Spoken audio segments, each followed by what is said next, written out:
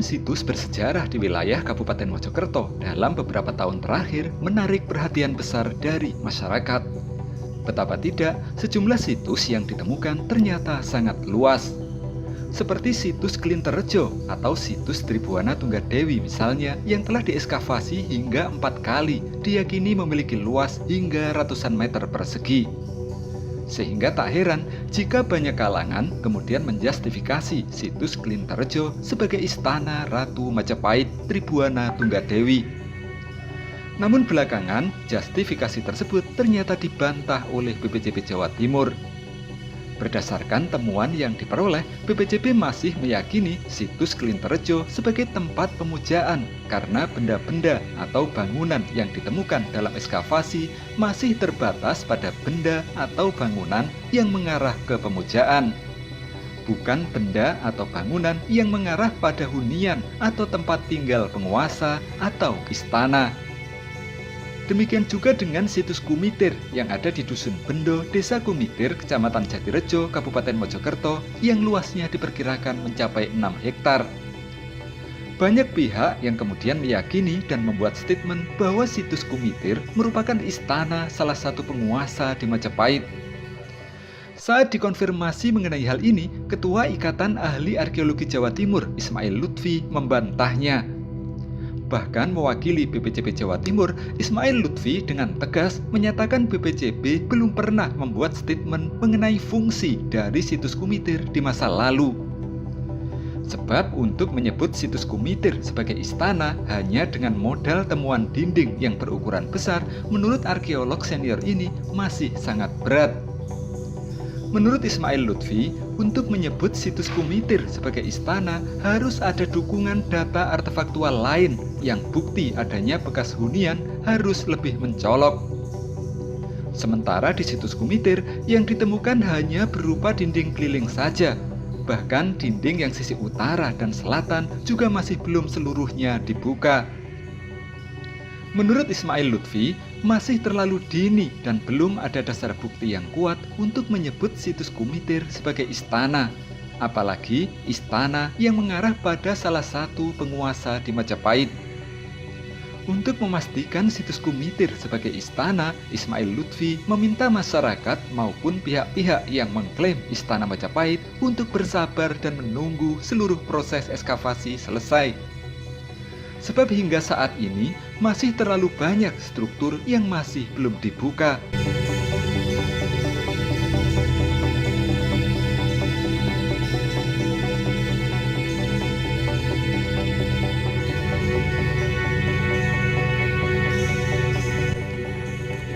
Sebenarnya dasar atau kajian seperti apa Pak akhirnya menetapkan atau membuat hipotesa jika situs Kumitir itu istana Majapahit Timur?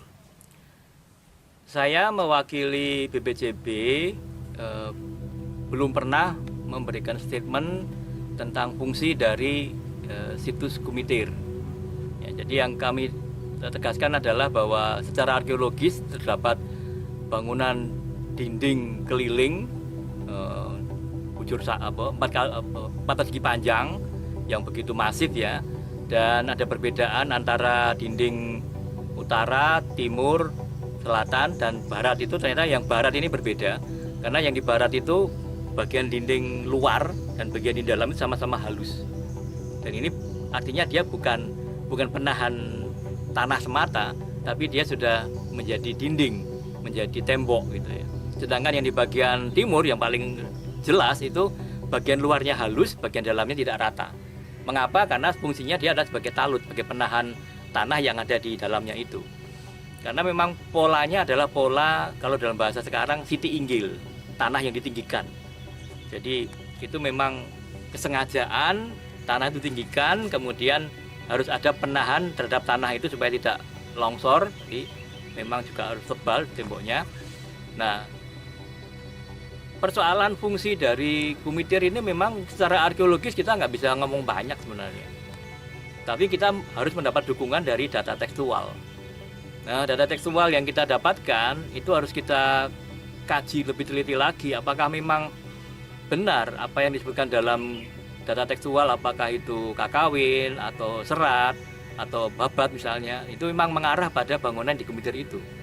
Dari kesamaan nama boleh kita terima, tapi dalam konteks yang lain kita harus hati-hati, karena kalau ini dipublish, ini tentu harus memberikan pencerahan atau hal yang memang bisa diterima oleh khalayak ramai gitu.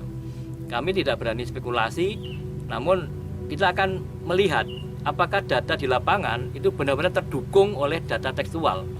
Karena kalau dalam arkeologi itu kita berangkatnya kan dari data di lapangan semata. Sedangkan untuk membuat narasi lebih lengkap, kita membutuhkan data tambahan, data pendukung dari data tekstual yang sejaman.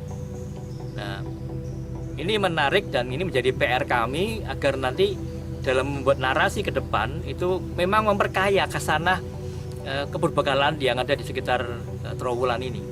Yang jelas bahwa temuan Kumitir itu adalah temuan yang spektakuler dan memang akan membawa kepada kita sebuah pencerahan terhadap peradaban yang ada di sekitar Trowulan sebagai pusat dari Majapahit.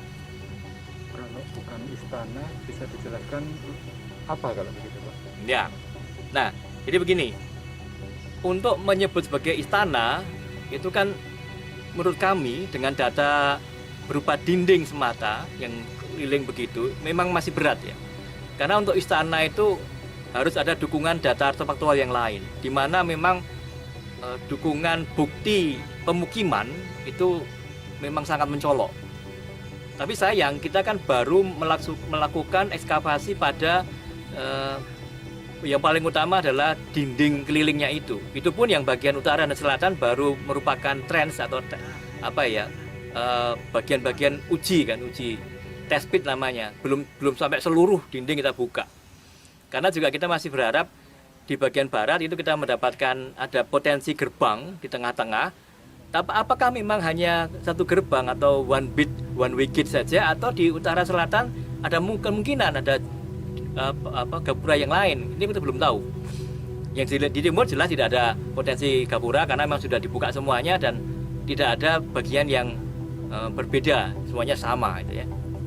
Nah, kemudian yang jadi PR kita lagi adalah pada sektor ABC di bagian belakang dari situs Kumitir itu, kita nggak boleh abaikan bahwa adanya struktur bata kombinasi dengan boulders, kemudian juga ada sejumlah batu-batu andesit yang berindikasi adanya bangunan keagamaan seperti Bakal Kala, Bakal Antefik, kemudian Bakal Makara, nah dan batu-batu lain yang sudah mempunyai profil, termasuk adanya sisa-sisa batu arca.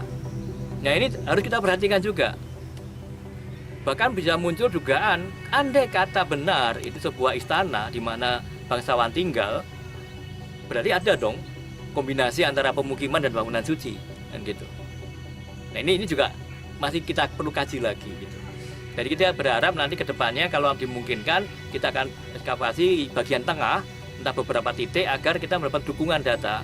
Apakah memang di bagian itu ada bekas-bekas pemukiman? Karena jejak pemukiman yang kita dapatkan sementara ini itu di bagian sektor ABC itu berupa keramik asing, kemudian gerabah, itu memang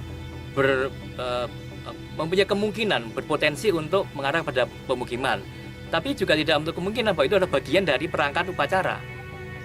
Nah, tapi ada bagian yang menarik karena di sisi utara itu ada sumur dengan bata yang ditata segi empat, jadi sumurnya segi empat. Kemudian di tengah, di depan, di bagian barat dari struktur bata itu ada sumur dengan bata yang melingkar, dan tidak jauh dari struktur itu ada dua sumur dengan jobong, model jobong. Nah di sini saya juga berpikir adanya kebutuhan air dalam konteks bukan manusia yang butuh air, tapi dalam proses pembangunannya. Mengapa? Karena ketika membangun dengan menggunakan bahan bata, teknologi yang kuno yang asli itu menggunakan teknik namanya kosot atau kuta kosot. Jadi dinding yang bahannya itu digosokkan. Untuk digosokkan itu posisi bata atas dan bawah harus basah. Berarti butuh air. Nah sekarang pertanyaannya, di wilayah Kumitir itu apakah ada sungai yang dekat dengan situ? Kalau tidak ada sungai berarti harus ada sumber air yang lain, yaitu buat sumur. Jadi sumur itu tidak selalu koneksinya dengan manusia belaka, tapi terkait dengan kebutuhan untuk gosok pada dinding itu. Nah jadi ini harus kita pertimbangkan lebih lanjut. apakah memang sumur-sumur itu dibangun untuk kepentingan membangun struktur itu, atau juga ada hubungannya dengan manusia yang tinggal di situ. Jadi ini memang PR kita banyak ini, tidak bisa buru-buru ya. Jadi teman-teman memang harus sabar sedikit, tim harus bekerja pelan-pelan supaya narasi yang terbangun itu nanti memang benar-benar membuat pencerahan ya, tidak menimbulkan kebingungan. Karena kalau kita tidak hati-hati ya akan simpang siur.